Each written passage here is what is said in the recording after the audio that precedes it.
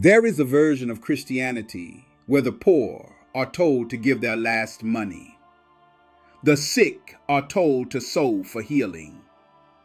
And the desperate are told to plant a seed for breakthrough. And when nothing happens, the system has one final insult. It tells them their faith was not strong enough. This video is not an attack on giving. It is not an attack on generosity. It is not an attack on Christianity. This is an investigation into what happens when giving is turned into a transaction.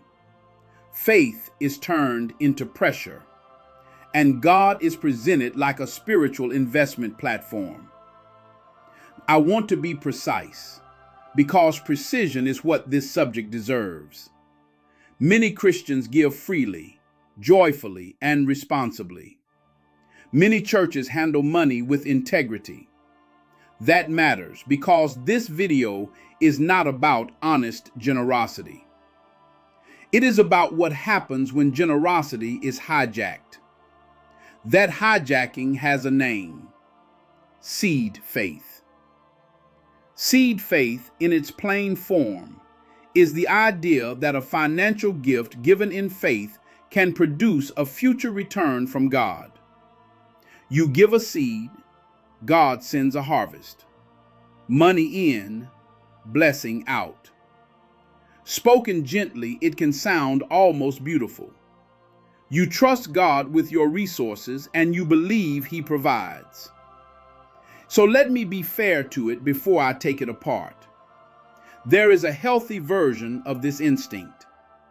A person says, "I give freely because I believe in the work, and I can give without fear and without pressure." They give from a place of strength. If the money never comes back, their faith is not damaged, because their faith was never a wager. Then there is the manipulative version. A person says, "I give because I am scared not to. I am desperate for a miracle. I am being pressured to prove my faith. I have been told my breakthrough depends on this exact amount given tonight." Those are two completely different acts wearing the same word. The problem is not giving. The problem is when giving is sold as a miracle mechanism. And here is the cleanest test I can give you. If the offering needs fear to work, it is not faith. It is pressure wearing church clothes. And the brutal irony is that the very Bible they quote says giving should not be done under compulsion. So if the room has to be manipulated before the money moves, the offering has already failed the test it claims to pass.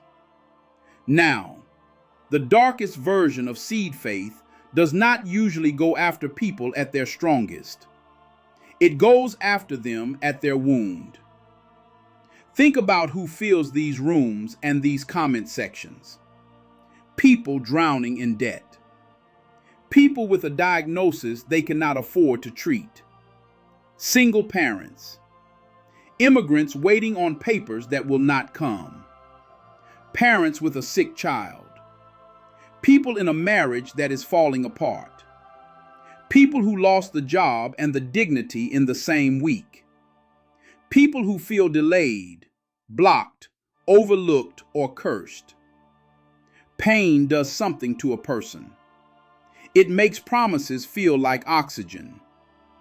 Watch the chain, because it is almost mechanical.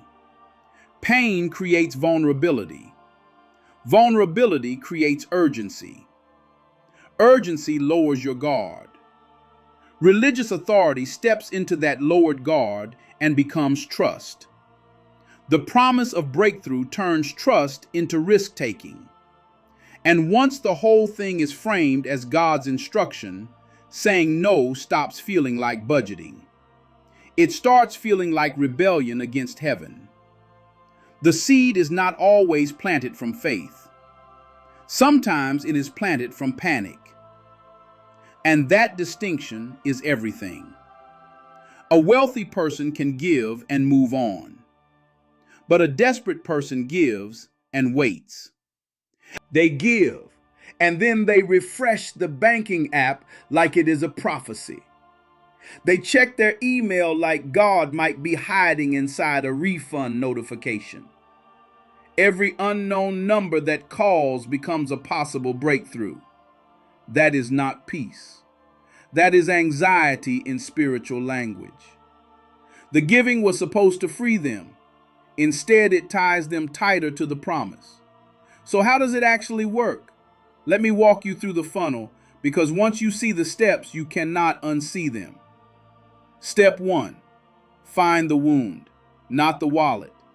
The wound, because the wallet opens faster when the wound is touched first. The preacher names your exact struggle out loud: debt, sickness, a womb that has not opened, a delay that will not break, joblessness, a family coming apart. The naming feels like being seen. It feels like God knows your name. Sometimes that is real discernment. Sometimes it is targeting. Step 2, rename the wound as a spiritual blockage.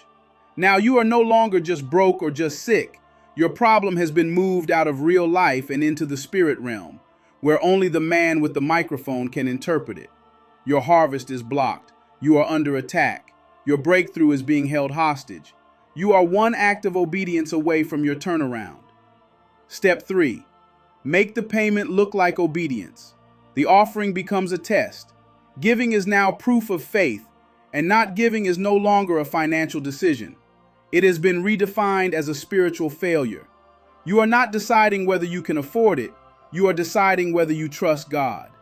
Step 4, add urgency. Tonight only, before midnight, I need 7 people, the first 100 partners. This altar is not for everyone. Urgency is not a side detail. It is the engine. Urgency removes the pause where a reasonable person would think, pray, sleep on it, or check the bank balance. It forces the decision into the heat of the moment, which is exactly where good judgment goes to die. And notice how often the amount itself sounds spiritual. 7 for completion, 12 for government, 40 for testing, 77, 100, 1,000 for covenant. The number gets dressed in Bible language so the price tag feels prophetic instead of commercial. A random amount becomes holy the moment a microphone says, God chose it. Step 5, use testimony as proof. One person stands and says they gave, and then the job came, the check came, the healing came. The room leans in. But notice who is never on that stage. No one brings up the far larger group who sowed the same seed and got silence. No one hands them the microphone. No one lets them say, I gave too, and nothing happened. Their silence is exactly what keeps the testimony powerful. The testimony is the jackpot story. The silent majority are the people who pulled the lever and lost. Step 6, protect the system from failure. This is the genius of it, and I mean genius in the coldest way. If the miracle comes, the seed worked, praise God, give another. If the miracle does not come, then you lacked faith, or you doubted, or you spoke against your seed, or you dishonored the man of God, or your motive was wrong, or you simply have not sown enough yet. The system takes credit for the win and makes the giver responsible for the loss. There is no result that can ever count against it. And any fundraising promise that always credits itself for success and blames you for failure is not accountability. It is a sales structure. Before I go further, I want to read you a short list. Listen for anything you have heard before. This is not for everybody. Only serious believers will understand this. Your harvest is attached to your obedience. Do not miss this window. The amount God is putting on your heart might scare you. If you release what is in your hand, God will release what is in His. Do not let your mind talk you out of your miracle. If any of that sounded familiar, sit with why. Look at what those phrases actually do. They isolate you. They rush you. They flatter you. They frighten you. And they turn your own caution into evidence of unbelief. Not one of them mentions a budget. Not one of them asks what you can afford.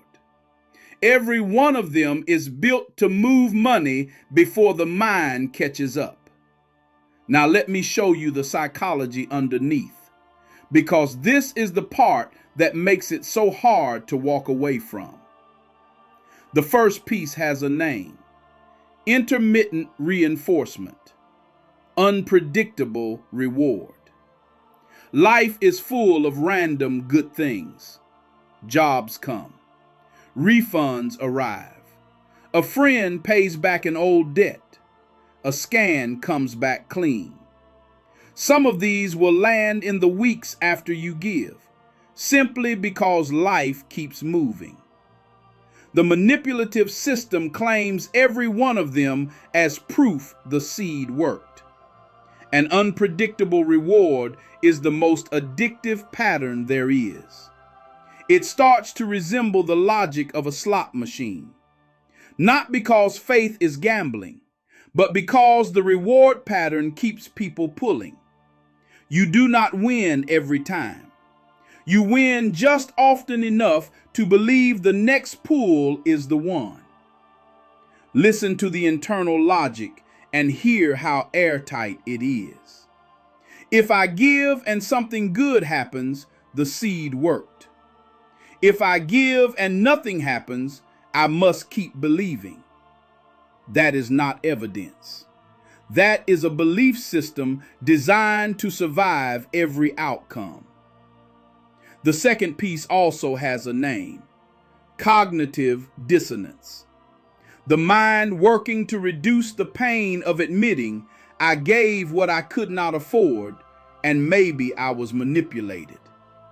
That admission is unbearable, so the mind reaches for a softer story. My harvest is still on the way. Hold on, it is coming. The more painful the seed was, the harder it becomes to admit the preacher may have been wrong. The third piece is sunk cost. The more you have already put in, the harder it becomes to walk away. People keep giving precisely because they have given so much already. To stop now would mean admitting the earlier giving might have been wasted. So they sow again, not from hope, but to defend the giving they already did. The seed faith trap is that the failed harvest becomes the reason to sow again. And the fourth piece is shame. In these systems, the person who asks a question gets a label: carnal, faithless, bitter, rebellious, stingy, proud, offended, too intellectual for your own good. In a healthy church, a question is a question. In a manipulative system, a question becomes proof that your heart is wrong. That is how they seal the exits. They make doubt itself a sin, so the only safe move left is to keep believing and keep giving. Now, I want to handle the Bible carefully, because this is where a lot of people get stuck. They sense something is wrong, but they have been told the scriptures back the whole machine. They do not. The Bible does honor generosity. That part is real. But the same Bible draws a line that seed faith manipulation walks straight over.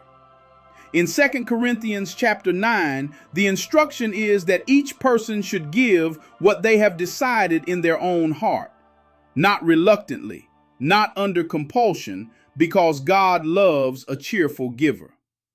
Sit with that phrase, not under compulsion.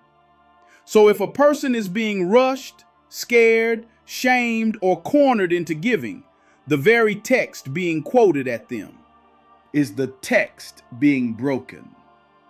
The language of sowing and reaping is real too, but it was never handed to you as a money printing machine.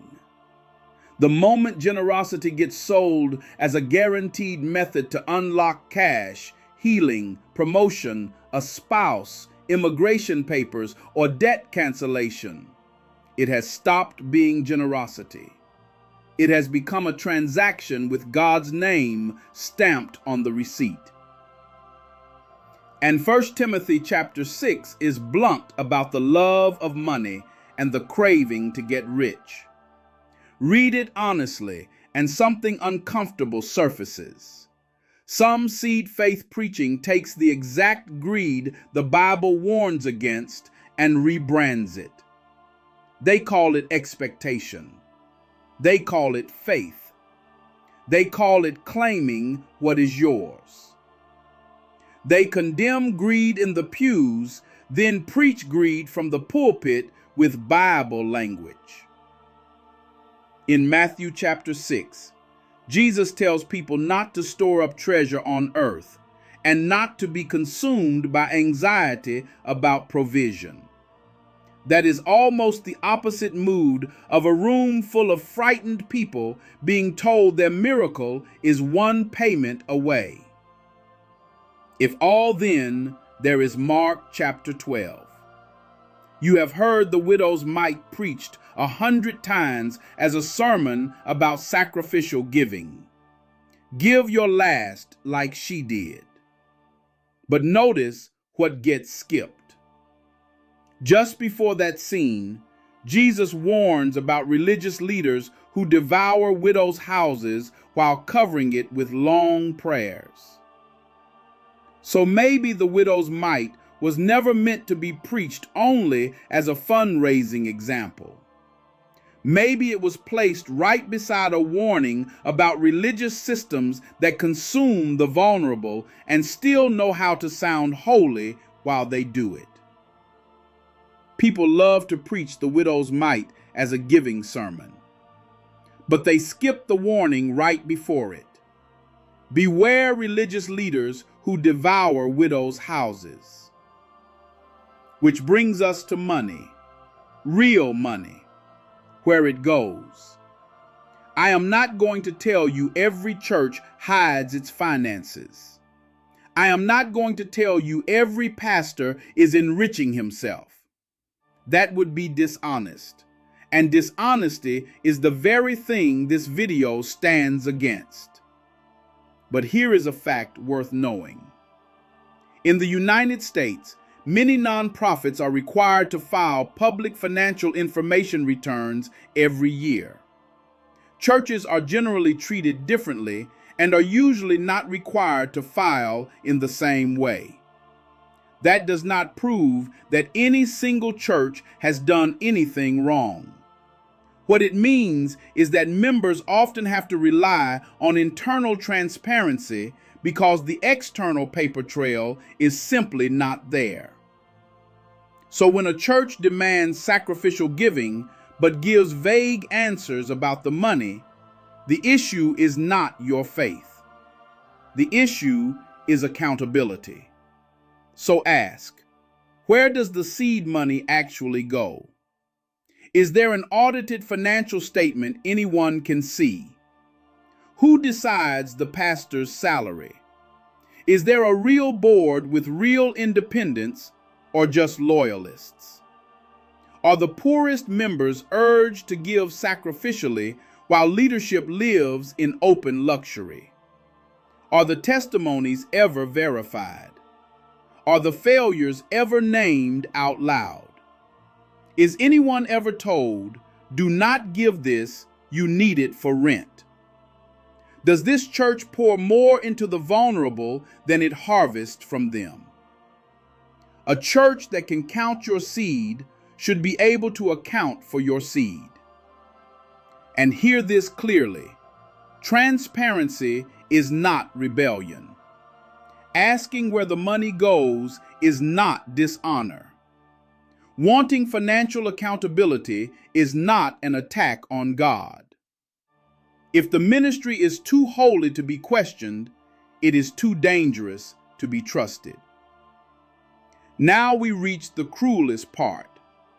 What happens to the person after they gave and nothing changed. They are still sick, still broke, still unemployed, still in debt, still waiting, still ashamed, still afraid, still lying awake wondering if God simply looked past them. The rent money is gone. The medication money is gone. The grocery money is gone. And the breakthrough never came. The honest response would be to say the promise was oversold and we are sorry. But the system cannot say that because saying it would end the system. So the blame has to land somewhere. And it lands on the one person who cannot defend themselves, the giver. You did not believe enough. You doubted. You spoke against your own seed. Your motive was impure. You stopped showing up. You dishonored the prophet. The enemy stole your harvest. Your season just has not arrived. You need to sow again. When the harvest does not come, the preacher does not refund the seed. The doctrine audits the victim.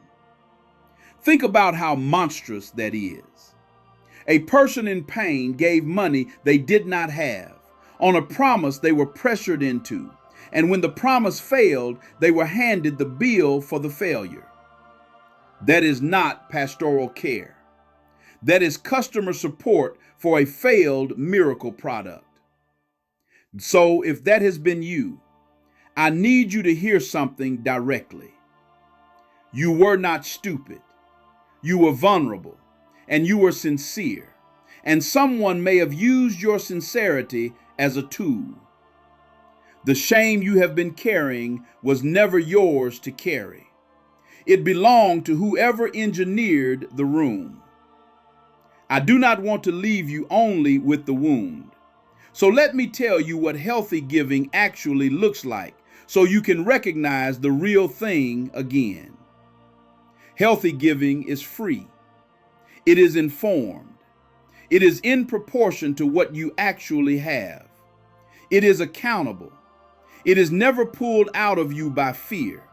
And it is never tied to a guaranteed miracle. And it is never demanded from someone who cannot first cover their own basic needs. Here is what you should be able to see in a safe church. People can say no without being shamed for it. The poor are protected rather than pressured. Giving is not sold as the key that unlocks your breakthrough. Financial reports exist and are available. Leaders answer to someone. No one is told to hand over rent money, medication money, grocery money, or school fees to prove their faith. Testimonies are shared as encouragement, not weaponized as sales pressure. And the church pours more into vulnerable people than it ever extracts from them. Generosity is beautiful when it is free. It becomes ugly when it is engineered. So let me leave you with this. The Bible never needed manipulation to make generosity holy. It never needed a countdown, a frightened room, or a man on a stage promising a return. If a preacher has to scare you, shame you, rush you, or guarantee you a supernatural payout to get your money, then maybe the problem was never your faith. Maybe the problem is the system asking for your seed. You are allowed to give.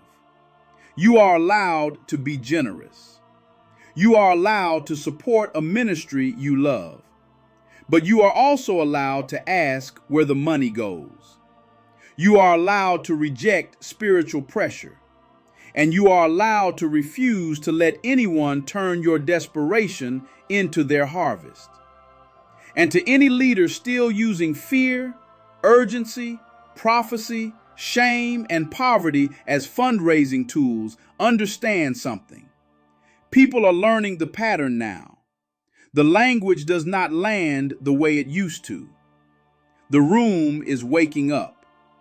Because sometimes the seed was never about your breakthrough. It was about their business model.